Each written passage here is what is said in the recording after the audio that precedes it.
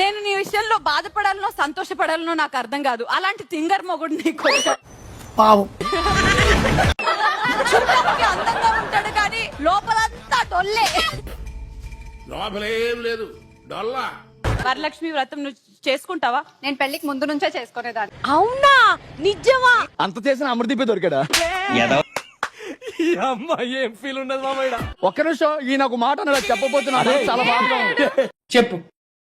ఎంతసేపు ఈ ఆంటీలతో డిస్కషన్, అమ్మాయిలు పిల్ల అన్నాడు. పెద్ద మాట అన్నాడు సార్. ఎవడు ఒప్పుకున్నా ఒప్పుకోకపోయినా మీరు ఆంటీస్ కాదు, అందమైన భామలు మీరు.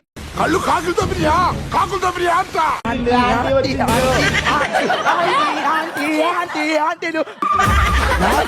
అంటే అన్నాడు గాని ఆ ఊహ ఎంత బాగుందో. జ్యోతక్క అయితే అసలు ఆమె అప్పుడప్పుడు షూటింగ్స్ లలో అప్పుడప్పుడు ఇంట్లో కనిపిస్తుంది. అయితే ఏంటి? So what?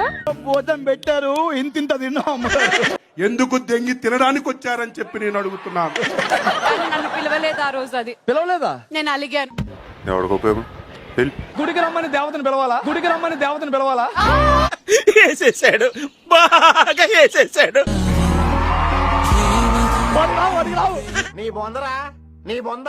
ఈ అడిగాడు గుడి ముందు అడుక్కునేవాడు అనుకున్నాడు వీడు. మండుతున్నట్టుంది.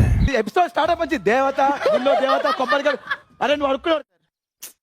పాపం ఫీల్ అన్నట్టున్నారు.